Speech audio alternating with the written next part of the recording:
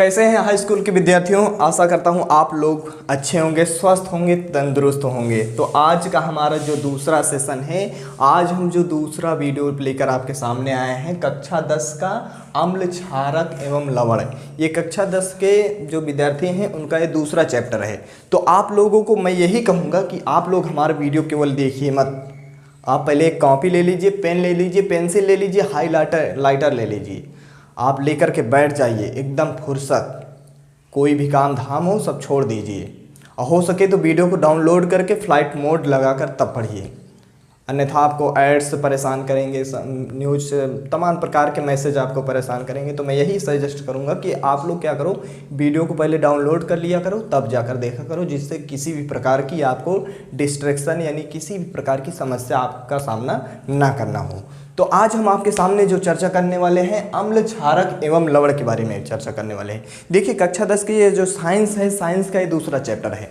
कक्षा 10 के जितने भी विद्यार्थी हैं उन लोगों को मैं बता देता हूँ, ये साइंस का ये दूसरा चैप्टर है। साइंस यानी विज्ञान, विज्ञान का ये दूसरा चैप्टर है। ये बहुत महत्वपूर्ण है, केमिस्ट्री में आपको मिलेगा। इसका नाम ही पहले देखिए क्या है, अम्ल, क्षारक एवं लवण। कोई भी पदार्थ हम जब खाते हैं, जैसे कि हम लोग कोई भी पदार्थ खाते हैं तो क्या होता है, या तो खट्टा होता है, या तो मीठा होता है, या तो नमकीन होता है, या फिर तीखा होता है। तो आपको पता है जो चीज़ खट्टा खाते हो जानते हो क्या हो, वो अम्ल है। जो तीखा खाते हो वो क्या है, क्षार है। और जो नमकीन खाते हो वो लवण है। पहले आप लोग समझिए, जो खट्टा खाते हो वो अम्ल है, जो तीखा खाते हो वो क्षारक है, और जो नमकीन खाते हो वो क्या है, लवण है। तो हम इसी का विस्तार से वर्णन करेंगे। तो थाम के बैठ जाइए, दिल थाम के बैठ जाइए, किसी भी प्रकार का डिस्ट्रैक्शन नहीं होना चाहिए आपके पास। देखिए क्या लिखा है, अम्ल, अम्ल, क्षारक एवं लवण।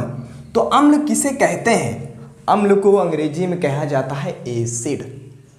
अम्ल को अंग्रेजी में क्या कहा जाता है, एसिड,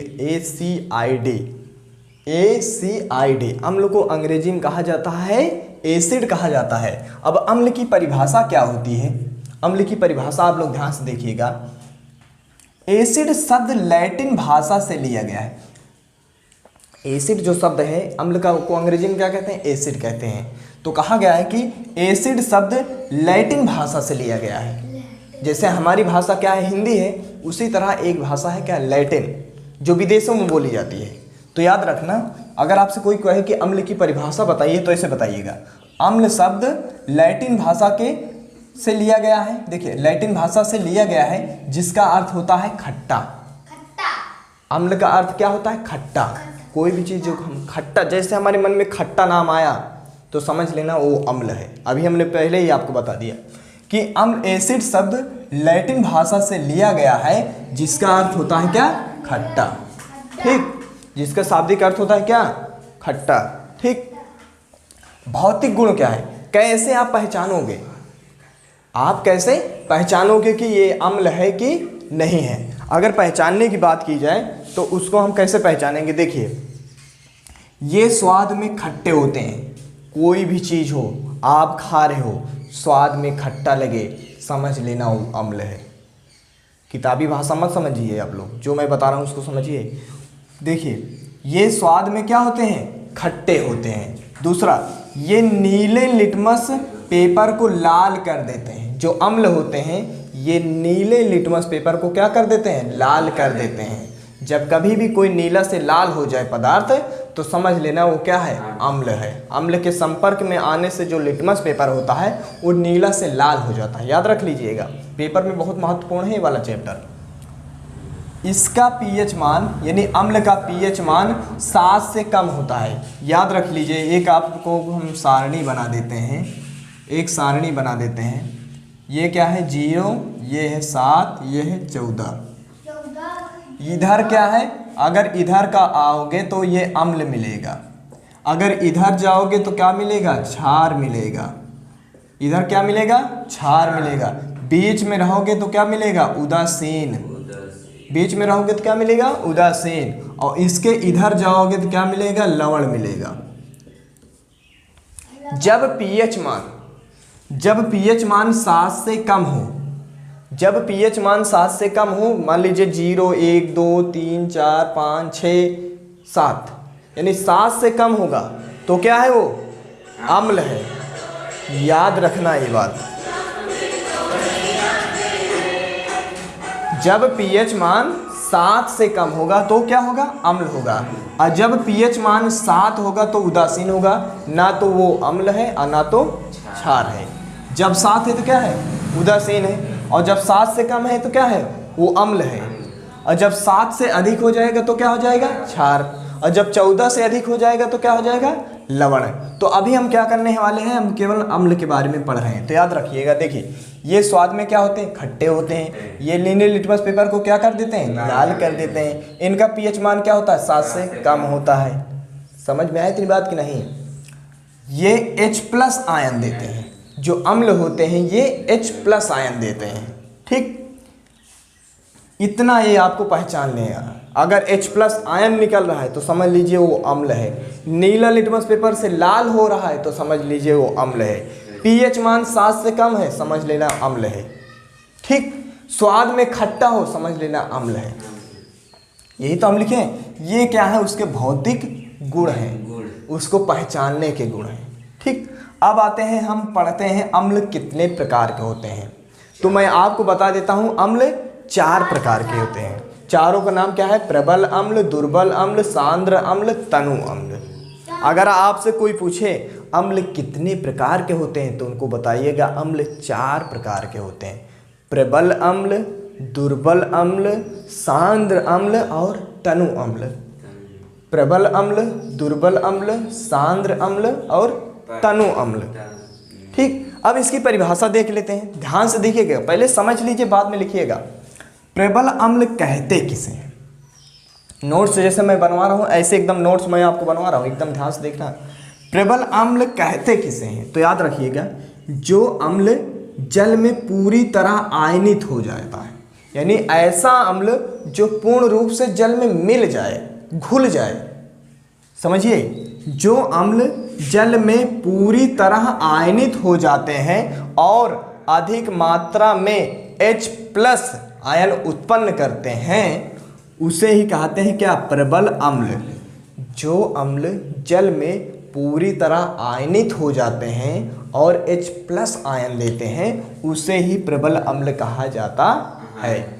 जो अम्ल जल में पूरी तरह आयनित हो जाते हैं और अधिक मात्रा में H+ आयन उत्पन्न करते हैं उसे ही प्रबल अम्ल कहा जाता है। जैसे में क्या है HCl किसका सूत्र होता है, हाइड्रोक्लोरिक अम्ल का होता है। HCl किसका सूत्र होता है, हाइड्रोक्लोरिक अम्ल का सूत्र होता है। उसके बाद NH3 नाइट्रिक अम्ल, H2SO4 सल्फ्यूरिक अम्ल। आपसे अगर कहा जाए प्रबल अम्ल के उदाहरण क्या है तो आप याद कर लीजिए, इसको कंठस्थ कर लीजिए। प्रबल अम्ल के उदाहरण क्या हैं, हाइड्रोक्लोरिक अम्ल, नाइट्रिक अम्ल और सल्फ्यूरिक अम्ल। 3 अम्ल हैं जो क्या है उसके प्रबल अम्ल के उदाहरण हैं, हाइड्रोक्लोरिक अम्ल, नाइट्रिक अम्ल और सल्फ्यूरिक अम्ल। अब हम देखते हैं दुर्बल अम्ल क्या है। प्रबल का उल्टा दुर्बल होता है। देखिए जो अम्ल में आंशिक रूप से आयनित होते हैं, देखिए जो अम्ल इसमें रहेगा क्या जल में, ठीक, जल में। देखिए जो अम्ल जल में आंशिक रूप से आयनित होते हैं, आंशिक रूप का मतलब थोड़ी मात्रा में, अधिक मात्रा में नहीं। ये देखिए पूर्ण रूप से मिल जाता था प्रबल अम्ल। तो दुर्बल अम्ल क्या होगा, जो अम्ल जल में आंशिक रूप से, समझिएगा आप समझे रहे होंगे तो लिखने में कोई दिक्कत नहीं आएगी। क्या लिखा है उसको मत समझो, क्या मैं बोल रहा हूँ उसको सुनो। अगर हम बोल रहे हैं जो ये समझ में आ गया तो आपको लिखने में किसी प्रकार की दिक्कत नहीं आएगी। जो अम्ल जल में आंशिक रूप से आयनित होते हैं और कम मात्रा में H+ आयन उत्पन्न करते हैं। देखिए हमने पढ़ा था प्रबल में अधिक मात्रा में H+ आयन देते हैं, इसमें क्या है कम मात्रा में H+ आयन करते हैं। H+ आयन कम मात्रा में, प्रबल में अधिक मात्रा में H+ आयन निकलेगा और दुर्बल में कम मात्रा में H+ आयन निकलेगा, तो उसे ही हम कहेंगे क्या दुर्बल अम्ल। अरे ताकतवर आदमी है तो बहुत ज़्यादा बोझ होएगा, कमज़ोर आदमी है कम बोझ होएगा। तो प्रबल में क्या होता था, अधिक मात्रा में H+ आयन देता है, ये कम मात्रा में H+ आयन दे देगा। ठीक है, ये पूर्ण रूप से जल में आयनित हो जाता है, ये आंशिक रूप से जल में आयनित होता है। ठीक, तो समझ में आया दुर्बल अम्ल।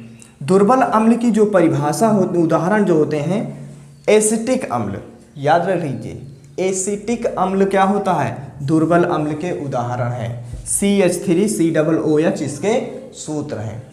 कार्बोनिक अम्ल H2CO2 ये दुर्बल अम्ल के उदाहरण है। फार्मिक अम्ल HCOOH ये दुर्बल अम्ल के उदाहरण है। ठीक, चलिए अब हम देखते हैं सांद्र अम्ल के बारे में। सांद्र अम्ल कहते किसे हैं? सांद्र अम्ल पहले समझिएगा, सांद्र अम्ल है क्या। देखिए, परिभाषाओं को पहले लिखने से पहले हमें समझना चाहिए। देखिए, जिस अम्ल में जल की मात्रा कम, यानी जिसमें जल की मात्रा कम यानी पानी कम हो, जिस अम्ल में जल की मात्रा कम और अम्ल की मात्रा अधिक, जिसमें पानी अधिक हो और अम्ल कम हो, यानी पानी ढेर हो खट्टापन थोड़ा हो। समझिए, जिस अम्ल में जल की मात्रा कम और अम्ल की मात्रा अधिक हो उसे सांद्र अम्ल कहा जाता है। समझिए, जिस अम्ल में जल की मात्रा कम, पानी कम, समझिएगा इसको, जिस अम्ल में जल की मात्रा कम, जिस अम्ल में जल की मात्रा कम, जल कम हो पानी कम हो, ठीक, और अम्ल की मात्रा अधिक हो यानी ज़्यादा खट्टा हो, तो उसे कहते हैं क्या, सांद्र अम्ल कहा जाता है। या अधिक संक्षारक होता है, किसी भी वस्तु पर डाल दोगे तो जला देगा। अगर कोमल वस्तु पर डालेंगे, हाथ में डाल दोगे सांद्र अम्ल, हाथ हो सकता है कट के गिर भी सकता है, बहुत खतरनाक होता है सांद्र अम्ल। तो सांद्र अम्ल में क्या है, जिस अम्ल में जल की मात्रा कम, पानी कम हो और अम्ल की मात्रा अधिक, उसे सांद्र अम्ल कहते हैं। जिस अम्ल में जल की मात्रा कम और अम्ल की मात्रा अधिक हो उसे सांद्र अम्ल कहते हैं। जैसे में क्या है, सांद्र सल्फ्यूरिक अम्ल, यानी सल्फ्यूरिक अम्ल में ढेर मात्रा में सल्फ्यूरिक अम्ल हो तो क्या हो जाएगा, वो सांद्र हो जाएगा, कम हो तो प्रबल होगा। उसी तरह सांद्र नाइट्रिक अम्ल, अधिक मात्रा में सांद्र हो जाएगा नाइट्रिक अम्ल तो क्या हो जाएगा, सांद्र बन जाएगा। तो ये सांद्र अम्ल के क्या हैं, उदाहरण हैं। अब हम तनु अम्ल को देख लेते हैं। तनु, जिस अम्ल में जल की मात्रा अधिक हो, तनु का मतलब आप छोटा है कह सकते हैं। देखिए, अभी हमने क्या कहा, जल की मात्रा कम हो, अब इसमें देखो, जिस अम्ल में जल की मात्रा अधिक, उल्टा, जस्ट उसका उल्टा है, जिसमें जल की मात्रा कम होगी वो क्या होगा, सांद्र होगा। जिसमें जल की मात्रा अधिक होगी वो क्या होगा, तनु होगा। तनु में जल अधिक होता है और सांद्र में अम्ल अधिक होता है। तो देखिए, जिस अम्ल में जल की मात्रा अधिक और अम्ल की मात्रा कम हो उसे तनु अम्ल कहा जाता है। तनु मतलब छोटा ही होता है, ठीक है। तो इसको समझिए, जिसमें जल की मात्रा तो अधिक हो रही है लेकिन अम्ल की मात्रा कम हो रही है तो उसे कहते हैं तनु अम्ल। उदाहरण में आप लोग लिख लीजिएगा क्या, तनु हाइड्रोक्लोरिक अम्ल और तनु एसिटिक अम्ल। ये उदाहरण है क्या, तनु अम्ल के उदाहरण है। तो अभी हमने आप लोगों को क्या बताया, अम्ल क्या है, अम्ल की परिभाषा, अम्ल के भौतिक गुण, अम्ल के प्रकार, प्रबल अम्ल, दुर्बल अम्ल, सांद्र अम्ल और तनु अम्ल। तो इसको आप लोग अच्छे से लिख लीजिए तो हम आपको आगे ले चलें। इसको पहले से अच्छे से नोट कर लीजिए। हो गया, अब क्षार देख लेते हैं। ध्यान सुनो हमारी बात। क्षार को अंग्रेजी में बेस कहते हैं। क्षार को अंग्रेजी में क्या कहते हैं, बेस, BASE। बेस माने होता है क्या, क्षार। तो अब इसको देखिए, इसमें पहचानोगे कैसे, क्षार है क्या, क्या है बेस, क्षारक है क्या। तो अगर ये कह रहा है कि ये स्वाद में कड़वे होते हैं, जैसे हम मिर्च खाते हैं, करेला खाते हैं, मिर्च और करेला खाते हैं, नीम की पत्ती खाते हैं, तो कैसा लगता है, कड़वा ही तो होता है ना। तो जो स्वाद में कड़वा हो, जो लाल से नीला कर दे, अम्ल में क्या होता है, नीला से लाल, और क्षार में क्या होता है, लाल लिटमस को नीला कर देता है। उसे क्षार कहते हैं। जो स्वाद में कड़वा होता है उसे क्षार कहते हैं। जो लाल से नीला कर देता है उसे क्षार कहते हैं। जो जलीय विलयन में OH आयन देता है, H+ जिसमें देता था वो अम्ल होता था, H+ वाला क्या होता है, अम्ल होता है, लेकिन OH- वाला क्या होता है, क्षार होता है। याद रखिएगा, नोट्स में ऐसे ही बनाना है कि ये जलीय विलयन में OH- आयन देते हैं। जब जल में मिलते हैं तो माइनस आयन देते हैं, तो उसे क्या कहते हैं, क्षार कहते हैं। स्वाद में कड़वा और लाल लिटमस पेपर को नीला कर देना, ये जलीय विलयन में OH- आयन देना, और पकड़ने पर चिकना, ये क्या होते हैं, चिकने होते हैं, फिसलते हैं। जैसे सॉफ्ट होता है हमारा साबुन, नहाने वाला साबुन देखो चिकना होता है ना, सरकता है, तो ये कैसे होते हैं, चिकने होते हैं। और अगर इसकी pH मान की बात की जाए तो pH क्या होता है, 7 से कम होता है। अम्ल क्या, नहीं 7 से अधिक, ये 7 से क्या होगा, अधिक। अम्ल में क्या होता था, 7 से कम, तो इसमें क्या होगा, 7 से अधिक होगा pH मान। तो इतने इसके लक्षण हैं। क्षार के लक्षण क्या है, ये स्वाद में कड़वे होते हैं, याद रखिएगा, ये स्वाद में क्या होते हैं, कड़वे होते हैं। और क्या होता है, लाल लिटमस को क्या कर देता है, नीला कर देता है। जलीय विलयन में OH- आयन देता है, और पकड़ने पर चिकने होते हैं, और इनका pH मान क्या होता है, 7 से अधिक होता है। इतना समझ में आया आप लोगों को? अगर आपको इतना समझ में आया तो वीडियो को लाइक जरूर करना, कमेंट बॉक्स में अपनी प्रतिक्रिया जरूर देना। कोई आपका साथी हो 10 में पढ़ रहा हो तो आपको इस वीडियो को शेयर कर देना है।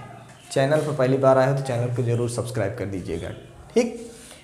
क्षारक के प्रकार क्या हैं, क्षार कितने प्रकार के होते हैं? अभी हम लोगों ने अम्ल को पढ़ा था, अम्ल कितने प्रकार के थे, 4 प्रकार थे। क्षारक देखिए कितने प्रकार के होते हैं। क्षारक 2 प्रकार के होते हैं, प्रबल क्षारक और दुर्बल क्षारक।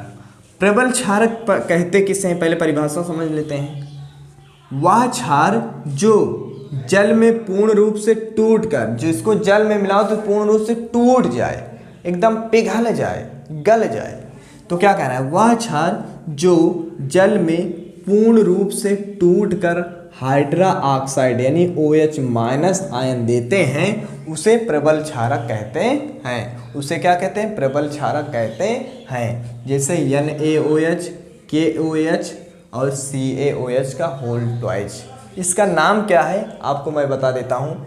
NaOH को कहते हैं sodium hydroxide, sodium hydroxide, potassium hydroxide, calcium hydroxide. तीनों का नाम क्या है, सोडियम हाइड्रोक्साइड, पोटेशियम हाइड्रोक्साइड और कैल्शियम हाइड्रोक्साइड, ठीक। ये उसके सूत्र हैं। OH जब भी लगा रहे तो समझ लेना वो क्या है, क्षार ही है, ठीक। अब दुर्बल क्षार क्या है, दुर्बल क्षारक क्या है, जो पानी में, पानी या जल जो पानी में पूरी तरह से ना टूटे, कह रहा है कि जो पानी में पूरी तरह से ना टूटकर कम मात्रा में हाइड्रोक्साइड, जब ज़्यादा मात्रा में हाइड्रोक्साइड देगा तो क्या है, प्रबल है। जब कम मात्रा में हाइड्रोक्साइड देगा तो क्या है, क्षार है, सॉरी दुर्बल है। अगर ज़्यादा मात्रा में हाइड्रोक्साइड देगा तो क्या है, प्रबल है। कम मात्रा में हाइड्रोक्साइड देगा तो क्या है, ज़्यादा देगा तो प्रबल है, कम देगा क्या है, दुर्बल है, ठीक। जैसे Na2CO3 सोडियम बाइकार्बोनेट MgOH का होल ट्वाइस, Mg मतलब मैग्नीशियम हाइड्रोक्साइड, ये क्या है, इसके उदाहरण है। ज़्यादा मात्रा में हाइड्रोक्साइड देगा तो प्रबल है, कम मात्रा में हाइड्रोक्साइड देगा तो क्या होगा, दुर्बल होगा।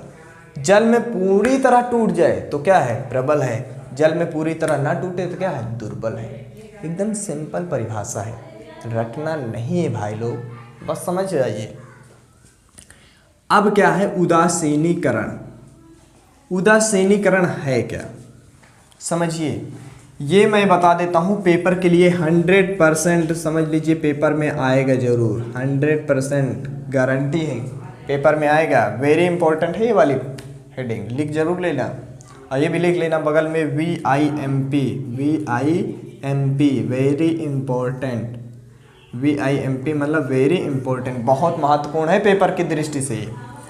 उदासीनीकरण कहते किसे हैं, अम्ल व क्षार मिल करके लवण तथा जल बनाते हैं। जब अम्ल को क्षार को दोनों मिला दिया जाता है, ऐड कर दिया जाता है, अम्ल व क्षार को मिला करके लवण तथा जल बनता है। जब अम्ल को क्षार में मिला दोगे या क्षार को अम्ल में मिला दोगे तो क्या बन जाएगा? नमक बन जाएगा और पानी बन जाएगा। तो इस अभिक्रिया को उदासीनीकरण अभिक्रिया कहते हैं। इस अभिक्रिया को क्या कहते हैं? उदासीनीकरण अभिक्रिया कहते हैं। अम्ल व क्षार मिल करके लवण तथा जल बनाते हैं। इस अभिक्रिया को उदासीनीकरण अभिक्रिया कहते हैं। अम्ल में क्षार, क्षार में अम्ल जब मिल जाता है तो क्या बन जाता है? लवण तथा जल बनता है। उसे ही उदासीनीकरण अभिक्रिया कहते हैं। उदाहरण आपके सामने लिखा है NaOH। OH अभी हमने बताया था ना कि OH जिसमें लगा रहता है क्या होता है? क्षार होता है। और HCl NaOH, इसका नाम अगर आपको कहा जाए तो इसका नाम है क्या? Sodium hydra oxide. Hydra oxide. और ये क्या है? ये तो आपको हम बताए थे हाइड्रोक्लोरिक अम्ल है। हाइड्रोक्लोरिक अम्ल है। ये क्या है? NaCl जो हमारे घरों में पाया जाता है, नमक। और ये क्या है? जल। तो आपको पता ही है।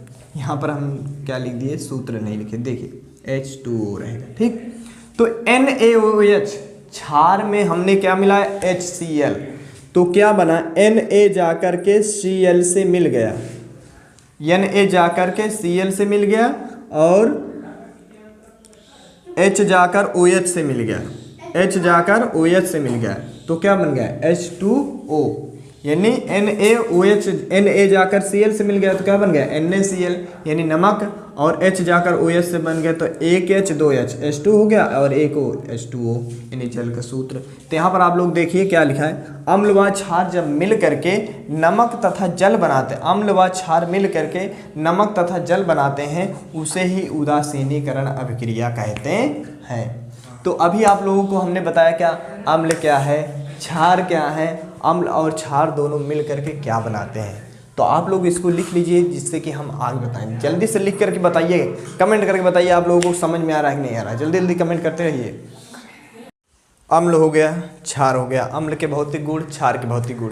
अब देखो यहाँ पर सूचक किसे कहते हैं? सूचक को अगर अंग्रेजी बोला जाए तो सूचक को अंग्रेजी में कहा जाता है इंडिकेटर। जैसे क्या होता है? कोई चीज़ हम संकेत के माध्यम से जानकारी प्राप्त करते हैं, उसे सूचक कहते हैं। सूचना देना है, इंडिकेट करना। कोई आपसे कहे कि आप खाना खा रहे हो और कोई आपसे कहे कि आपका नाम क्या है, नाम नहीं बोल सकता, या फिर बोलेगा फिर, या फिर कुछ मुंह में भरा हो तो बताएगा ना कि इशारा करते हुए उधर है कि उधर है। किसी का पता पूछ रहे तो आप बता दोगे ना ऐसे। तो ये सूचक है। ये सूचक है क्या? साइंस वाला सूचक क्या है, इसको आप लोग समझिए। सूचक क्या है? वह पदार्थ जो किसी विलयन में, कोई एक घोल हो, कोई पदार्थ हो, घुला हुआ कोई पदार्थ हो, तो क्या कह रहा है? वह पदार्थ जो किसी विलयन में अम्ल, क्षार तथा लवण की उपस्थिति का पता लगाता है, उसे ही सूचक कहते हैं। कोई एक विलयन हो, उसमें क्या हो? अम्ल है कि क्षार है कि लवण है। अगर आप लोग उसको चेक करोगे, पियोगे, खाओगे तो पता चल जाएगा उससे। लेकिन वो कभी कभी क्या हो सकता है? खतरनाक भी हो सकता है। तो हर चीज़ तो हम खा नहीं सकते, हर चीज़ तो हम टेस्ट नहीं कर सकते। तो उसके लिए पहचानने के लिए जो एक चीज़ होता है जिसे कहा जाता है क्या? सूचक। क्या कहते हैं उसे? सूचक कहते हैं। तो सूचक क्या है? हमने यही देखा ना कि जो किसी अम्ल, क्षार तथा लवण की उपस्थिति का पता लगाए, अम्ल, क्षार एवं लवण की उपस्थिति का पता लगाए, उसे ही कहते हैं क्या? सूचक। जो सूचना दे दे, कोई घोल हो उसमें बता दे कि इसमें अम्ल है कि क्षार है कि लवण है, उसे ही क्या कहते हैं? सूचक कहते हैं। ठीक। सूचक कितने प्रकार के होते हैं अगर ये बात किया जाए आपसे, तो सूचक 3 प्रकार के होते हैं। प्राकृतिक सूचक, कृत्रिम सूचक, गंधीय सूचक। ठीक। अगर आपसे कोई पूछे कि सूचक कितने प्रकार के होते हैं, पार्ट्स ऑफ इंडिकेटर, तो 3 टाइप्स सूचक, 3 टाइप्स इंडिकेटर। प्राकृतिक सूचक, कृत्रिम सूचक और गंधीय सूचक। तो प्राकृतिक सूचक क्या है? वे सूचक जो हमें पेड़ पौधों से प्राप्त होते हैं। ऐसे सूचक जिसे हमको प्रकृति ने, जिसे हमें दिया, कहते हैं जिसे भगवान ने दिया, गॉड ने दिया, प्रकृति ने दिया, नेचर ने दिया। तो क्या है? प्राकृतिक सूचक है, यानी जो हमें पेड़ पौधों से मिले, जिसे हम ना बनाएं वो क्या है, प्राकृतिक सूचक। जिसे लिटमस पेपर जो होता है, लिटमस पत्र जो होता है वो प्रकृति के द्वारा मिलता है। लाल पत्ता गोभी ये प्राकृतिक सूचक है। हल्दी ये प्राकृतिक सूचक है। तो प्राकृतिक सूचक के नाम याद रख लीजिए, क्या, लिटमस हो गया, लाल पत्ता गोभी हो गया और हल्दी हो गया। लिटमस, लाल पत्ता गोभी और हल्दी ये क्या है, प्राकृतिक सूचक है। कृत्रिम सूचक क्या है, ये एक रासायनिक पदार्थ होते हैं, एक रसायन से बना हुआ पदार्थ होता है। यह एक क्या होता है, एक रसायन से बना हुआ पदार्थ होता है, जैसे फिनाल फथेलिन और मिथिल ऑरेंज। फिनाल फथेलिन और मिथिल ऑरेंज क्या है, कृत्रिम सूचक होते हैं। इसको मानवों ने बनाया है, इसे इंसान ने बनाया है, इसे हम लोगों ने बनाया। जो रसायन से बनता है वो क्या होता है, कृत्रिम सूचक होता है। ठीक, उसके बाद क्या है, गंधीय सूचक। कुछ सूचक ऐसे होते हैं, गंध मतलब क्या होता है, दुर्गंध देना या सुगंध देना, जिसमें खुशबू निकलती है। तो देखिए गंधीय सूचक क्या है, इन पदार्थों की गंध अम्लीय या क्षारीय माध्यम में बदल जाती है। कुछ पदार्थ ऐसे होते हैं जिसमें गंध निकलती है, लेकिन जैसे ही अम्ल या क्षार की उपस्थिति में होते हैं तो कभी गंध करना शुरू कर देते हैं, तो कभी गंध उनमें क्या हो जाता है, समाप्त हो जाता है। तो उसे कहते हैं क्या, गंधीय सूचक। इसके नामों में अगर देखा जाए तो प्याज, कौन नहीं जानता प्याज, प्याज काटते समय आंखों से आंसू बहने लगते हैं, आंख लाल पड़ जाती है, तो प्याज क्या है, गंधीय सूचक है। लौंग का तेल, लवांग जिसे गांव में कहा जाता है, जिसे पूजा पाठ में इस्तेमाल किया जाता है, तो लौंग का तेल और प्याज ये क्या है, ये भी एक प्रकार के सूचक है, लेकिन किस प्रकार के सूचक है, गंधीय सूचक है।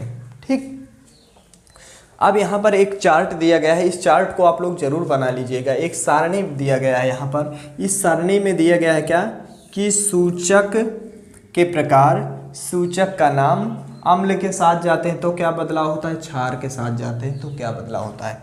जैसे क्या है, प्राकृतिक जो सूचक होते हैं, जो प्राकृतिक सूचक होते हैं उसके अंतर्गत सबसे पहला नाम आता है लिटमस का।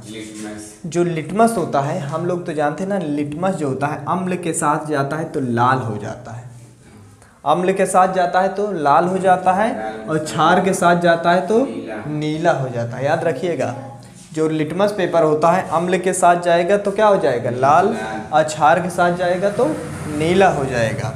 अब क्या है, लाल पत्ता गोभी का रस जो होता है ये अम्ल के साथ जाएगा तो लाल हो जाएगा, और क्षार के साथ जाएगा तो लाल और हरा हो जाएगा, कभी लाल कभी हरा हो जाता है। ठीक, हल्दी सभी के गाँव में मिल जाती है, घरों में मिल जाती है। हल्दी जब अम्ल के साथ जाएगा तो वैसे ही का वैसे रहेगा, कोई बदलाव नहीं आएगा, पीला का पीला ही रहेगा, लेकिन जैसे ही क्षार में जाएगा तो लाल हो जाएगा। कभी इस सफ़ेद रंग का जैसे कपड़ा है, इस पर आप हल्दी लगा दो, फिर इसको जाकर साबुन से धो लो, थोड़ी देर रगड़ो, देखो लाल लाल हो जाएगा, देख लेना प्रैक्टिकल करके। हल्दी क्या है, हल्दी को हम अगर अम्ल के साथ ले जाएंगे तो कोई बदलाव नहीं होगा, नो चेंज, और बल्कि अगर जैसे ही क्षार के साथ ले जाएंगे ये क्या हो जाएगा, लाल हो जाएगा। हाइड्रेजिया का फूल का रस, हाइड्रेजिया फूल के रस जो होता है ये अम्ल के साथ जाता है तो नीला हो जाता है, और क्षार के साथ जैसे ही जाएगा ये गुलाबी हो जाएगा, पिंक कलर का हो जाएगा। अब उसके बाद क्या है, कृत्रिम सूचक में हम एक उदाहरण ले लेते हैं। कृत्रिम सूचक में हम लेते हैं क्या, फिनाल फथेलिन। फिनाल फथेलिन ये जो अम्ल के साथ जब जाएगा तो ये रंगहीन हो जाएगा, कोई रंग का नहीं हो जाएगा, उदासीन किसी भी रंग का नहीं रहेगा, लेकिन जैसे ही क्षार के साथ ले जाएंगे गुलाबी रंग का हो जाता है। अब क्या है, गंधीय सूचक। गंधीय सूचक में सबसे पहले हम लेते थे प्याज का रस। प्याज का रस तेज गंध करता है, जैसे ही अम्ल के साथ ले जाते बहुत तेज गंध करने लगता है। अरे जैसे हम लोग काटते हैं समझो, गंधी का अम्लीय माध्यम होता है, अम्लीय माध्यम में तेज गंध करता है, और जैसे ही क्षार के साथ जाता है तो गंध करना खत्म कर देता है। अम्ल क्षार से क्रिया करता है तो गंध करना खत्म, अम्ल नहीं, ये प्याज का रस। लौंग का तेल जो होता है ये भी जब जैसे यहाँ पर समान माध्यम होता है, ऐसे लौंग का तेल अम्ल में ले जाओगे तो कोई परिवर्तन नहीं होगा, लेकिन अगर क्षार में ले जाओगे तो किसी भी प्रकार का गंध नहीं करेगा।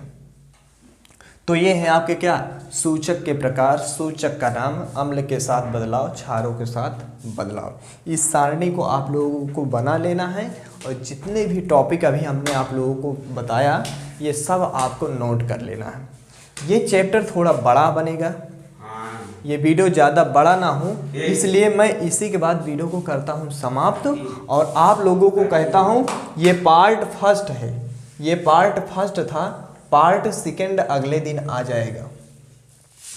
3 पार्ट में ये बनने वाला है, जहाँ तक उम्मीद है 3 पार्ट में कम्प्लीटली हम इसको समझा देंगे। ठीक, ज़्यादा बड़ा वीडियो ना हो इसीलिए हम यहाँ पर वीडियो को समाप्त करते हैं। अगले पार्ट में आप लोगों को हम पीएच मान निकालना, पीएच मान क्या है, सभी प्रकार के जितने भी टॉपिक हैं उसको चर्चा करने के बाद फिर लास्ट में हम मोस्ट इम्पॉर्टेंट प्रश्न को चर्चा करेंगे, फिर इस चैप्टर को ख़त्म कर देंगे। अब आप लोग बताइए कि जहाँ तक हमने आपको समझाया यहाँ तक आपको समझ में आया कि नहीं आया। और हाँ, वीडियो समाप्ति की तरफ हो तो एक प्रश्न के साथ मैं वीडियो को समाप्त करना चाहता हूँ। हमारा एक प्रश्न है आप लोगों के साथ कि आप लोग बताइए, ये केमिस्ट्री है ना, तो हमें कमेंट करके बताना है। प्रश्न आसान ही है, अगर आप लोग पढ़े होंगे बेसिक तो आपको पता होगा। इस रसायन विज्ञान के पिता कौन है? अगर आप वीडियो समाप्ति की तरफ हो तो बताइए कि रसायन विज्ञान के पिता कौन है, आप लोग कमेंट करके बताइएगा। अगर ना पता हो तो भी कमेंट करिएगा, हम बता देंगे। रसायन विज्ञान के पिता कौन है, कमेंट करके बताइएगा। देखते हैं कितने लोग कमेंट में सही जवाब देते हैं।